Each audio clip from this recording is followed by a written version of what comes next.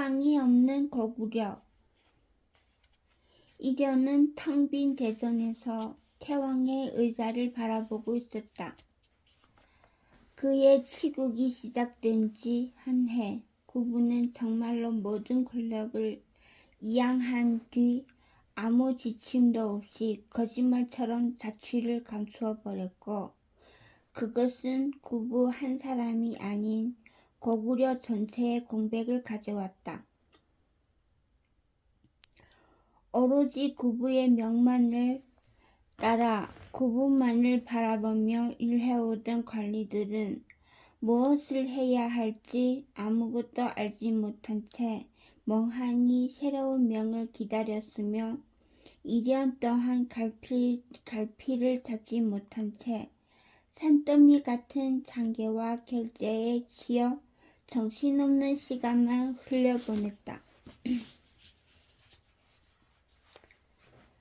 서너 달이 지날 무렵에서야 비로소 국정을 파악하기 시작한 이련은 경악했다. 고구려 조정의 신하들이란 그야말로 아무것도 하지 않는 위인들이었다. 그저 주어진 일상의 소임만을 겨우 수행할 뿐, 나라의 크고 작은 일이 일어날 적마다 그들은 망부석처럼 이련의 얼굴만 쳐다보았다. 간혹 비루한 의견이나마 내놓는 자가 있거든 다른 자들은 그를 비난하고 깎아내리는 데에만 급급했다. 어쩔 수 없는 일이었다. 그간의 국정은 구부가 홀로 이끌어오던 것이었고, 누구의 어떠한 의견인들 그와 비교하면 초라할 수밖에 없는 것이었다. 어째서 이토록 엉망진창인가? 고구려는 그렇게 멈추어 있었다. 다 이긴 줄만 알았던 요동의 싸움이 참패하고 우왕이 전사했다는 소식이 들려왔을 때에도 백제의 부요수가 변방의 성을 침략했다는 급보가 전해졌을 때에도 고구려 조정은 아무것도 하지 않았다. 놀라 토끼 눈을 뜨고 소리 높여 탄식만 하는 것이 그들이었다. 이련은 비로소 구부의 뜻을 실감할 수 있었다. 일견대국으로 다시 부상하는 것만 같았던 고구려는 실상 빈 껍데기와도 같은 나라였다. 모든 것은 구부 혼자만의 힘이었고, 그 무섭도록 탁월한 능력은 오히려 후대의 고구려를 좀먹는 것이었다. 혹 그래서 떠나셨습니까? 보통 사람들의 나라, 구부의 뜻이란 그런 것이었는가? 나라까지 떨어졌던 나라를 억지로 받쳐 올렸으니 이제는 고구려를 스스로 움직일 내실 있는 나라, 건강한 나라로 만들라. 더불어 구부는 그에게 특별한 부탁을 했었다. 나와 아버지와는 다른 길을 걸어라. 민생을 보살피고 가르치는 일은 후대에 양보하라. 먼저 칼을 들어 천하의 중심에 고구려를 세우고 그 자부심 속에 살게 하여라. 경륜이 짧고 헤아림이 깊지 않은 이련이었지만 그 모든 숙제를 오직 하나의 길로 풀어낼 수 있음을 알고 있었다.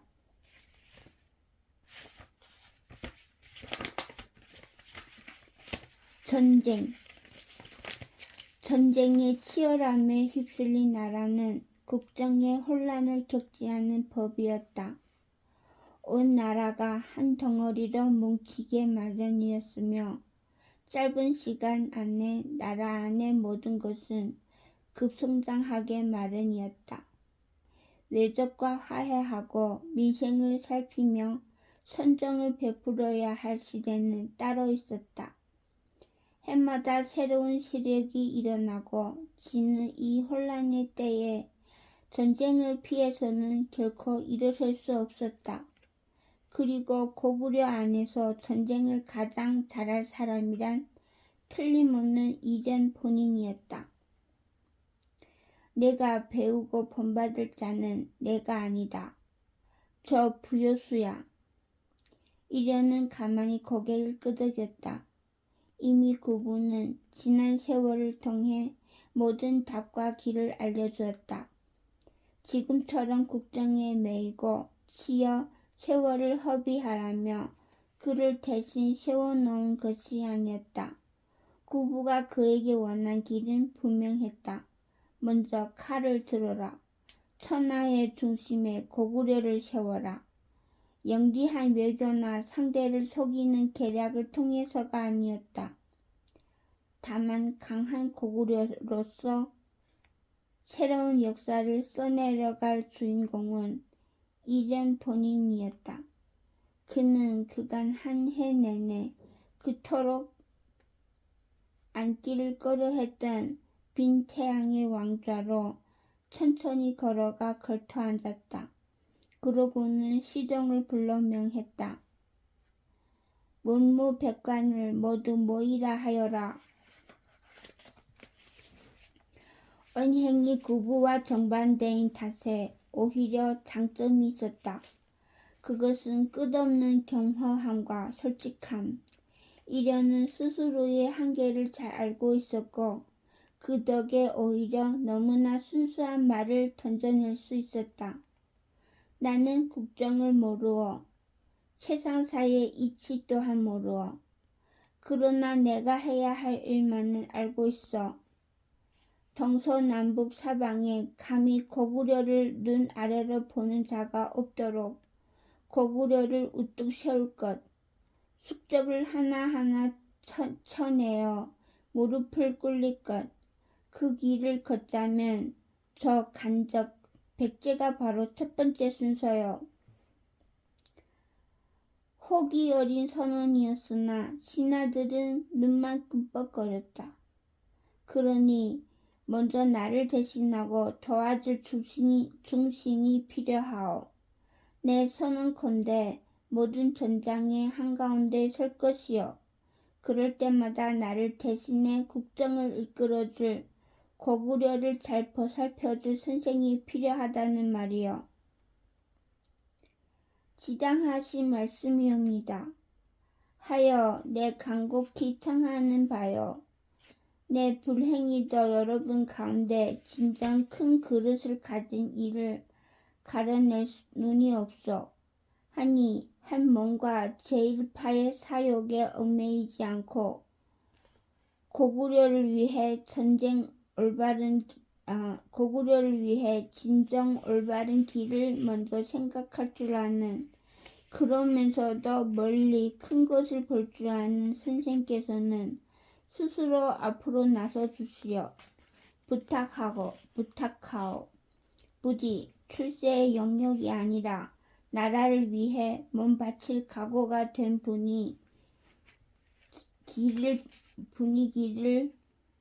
나라를 위해 몸 바칠 각오가 된 분위기를 빌겠소.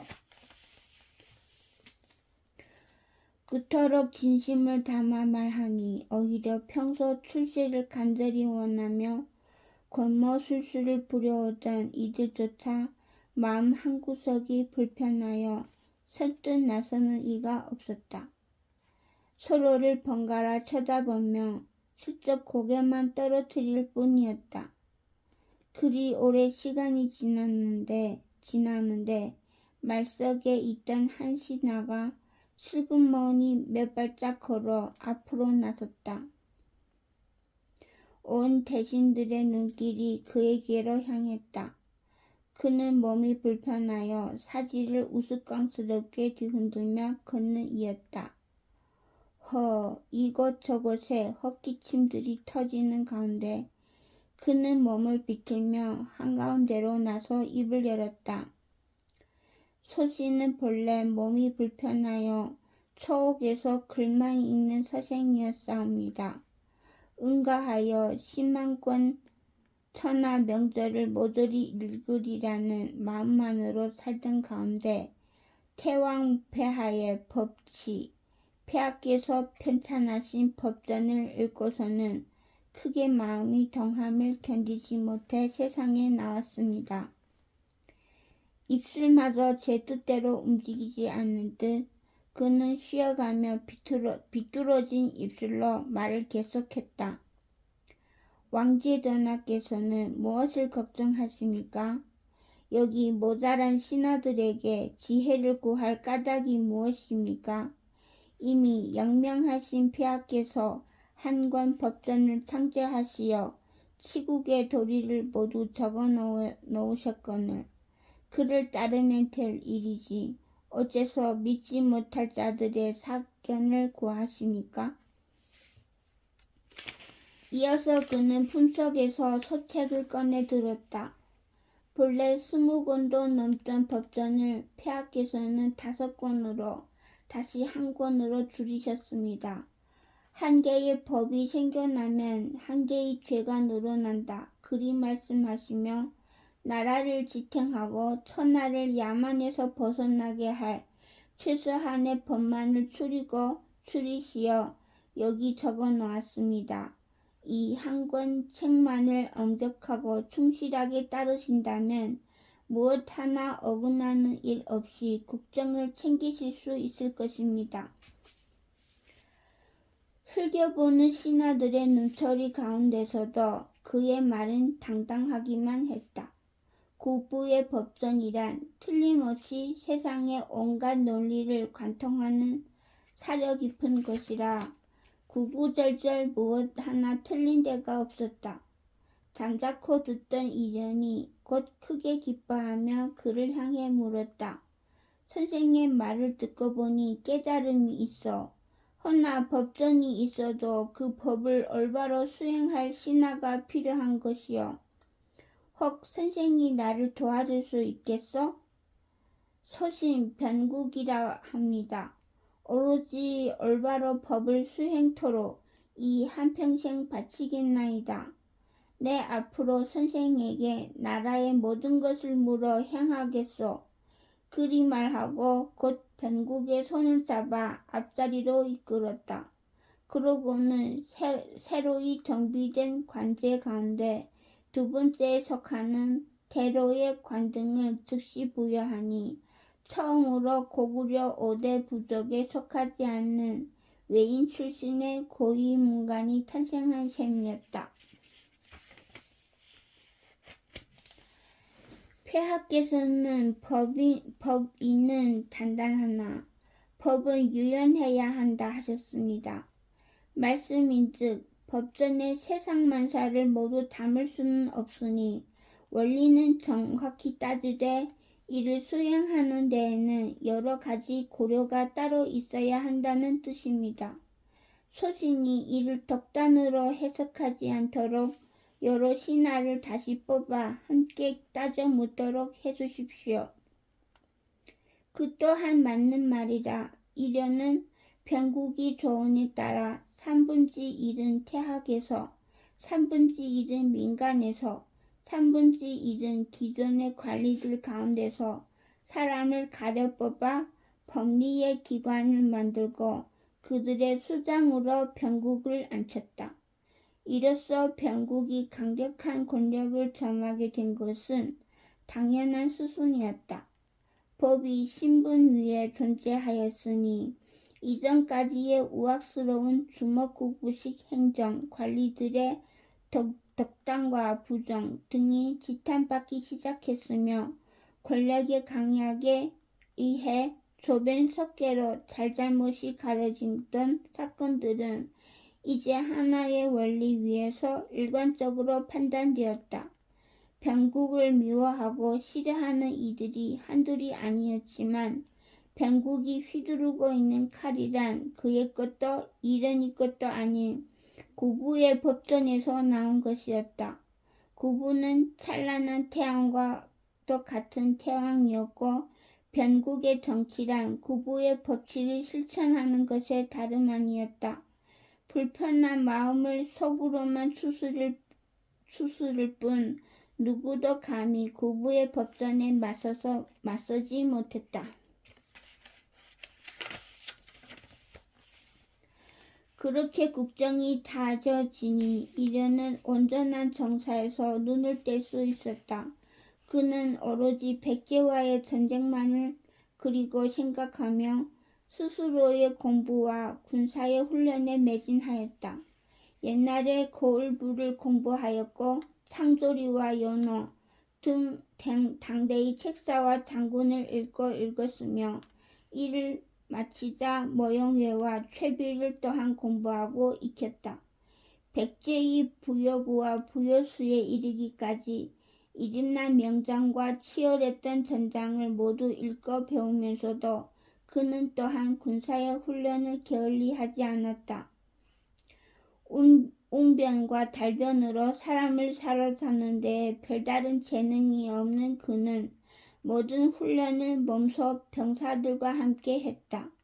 군진이 의자에 앉아서 진법과 전술을 호령하는 대신 직접 병사의 대열 사이에 껴서 낮은 장수의 구령을 따라 힘께 진흙을 뒹굴며 각 훈련이 유의미하고 적절한지를 스스로 겪고 판단했다. 모든 일에 진심을 다하겠다. 그럼에도 모자람이 있다면 어디에 어느 누구라도 좋다. 부디 내게 직언을 해달라. 무슨 말이든 감사하며 듣겠다. 성실함 그리고 솔직함이 그의 힘이었다. 깊은 인내의 힘이 없이 쉬이 흥분하고 포기할 적도 많았지만 금세 하던 일로 돌아오곤 했으며 그릇된 판단과 실수를 수도 없이 저질렀지만 지적을 받거든 이내 그 잘못을 인정하고 개선의 미덕을 보였다. 그 담백한 가운데에 빛나는 것이 또한 그의 무용이었다.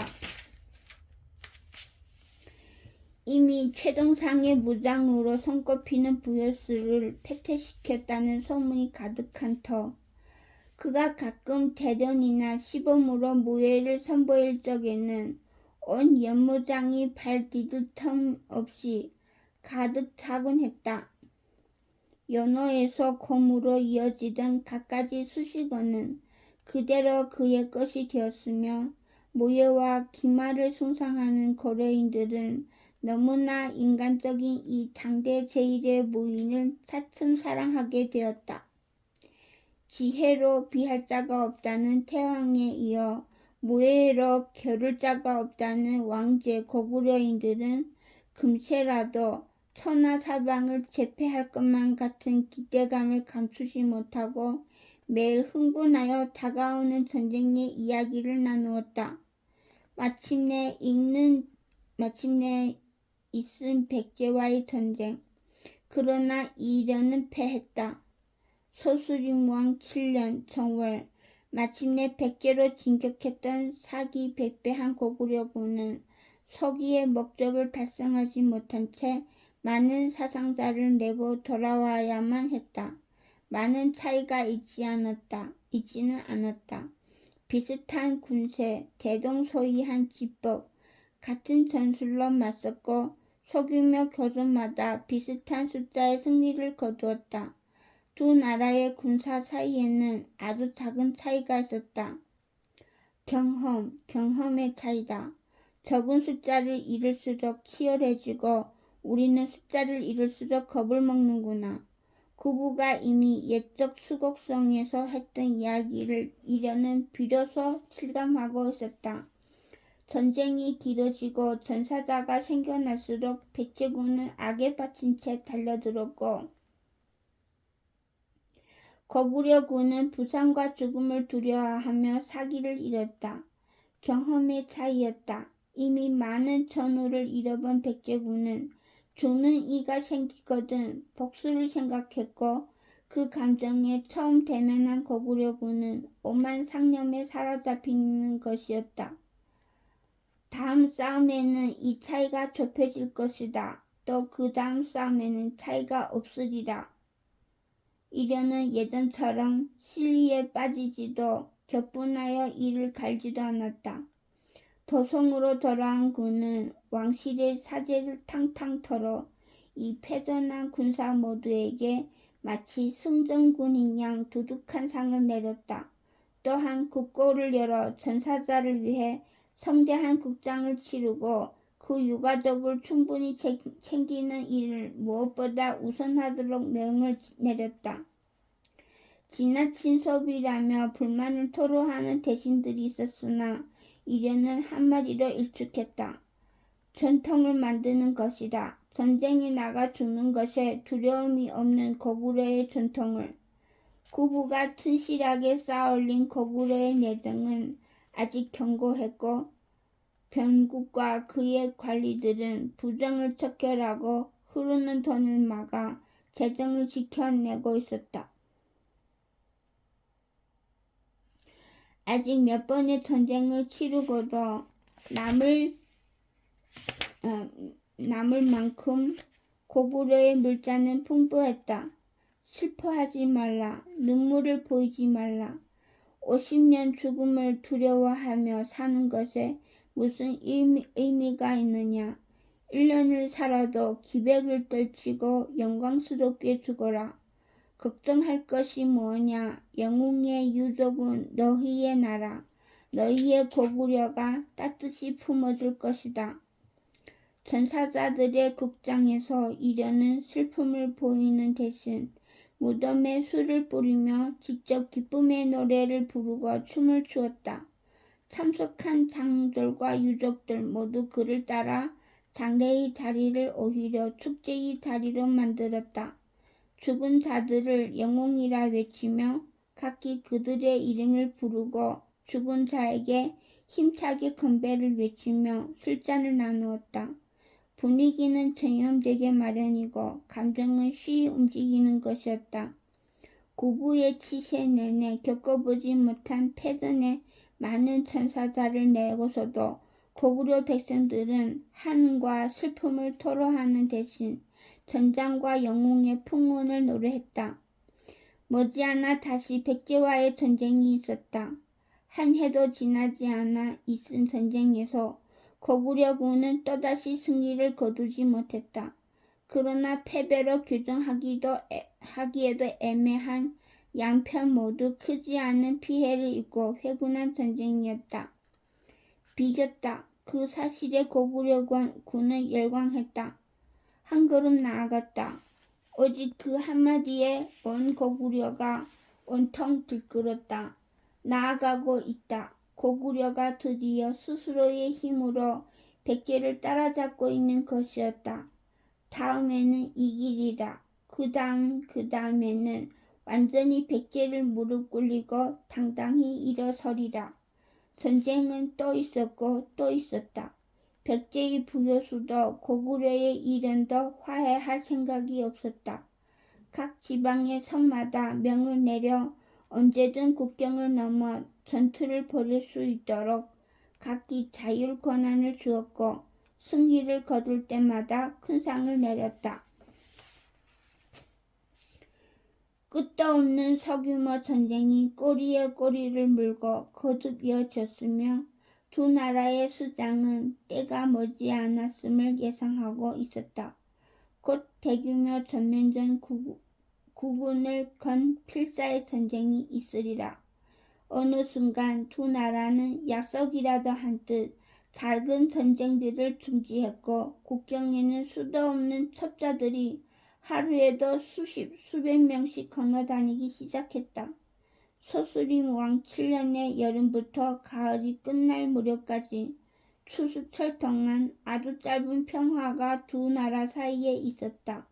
금세라도 터질 것 같은 긴장 속에 추수가 끝나자마자 두 나라는 조금씩 전국의 군사들을 한 군데 모이기 시작했다.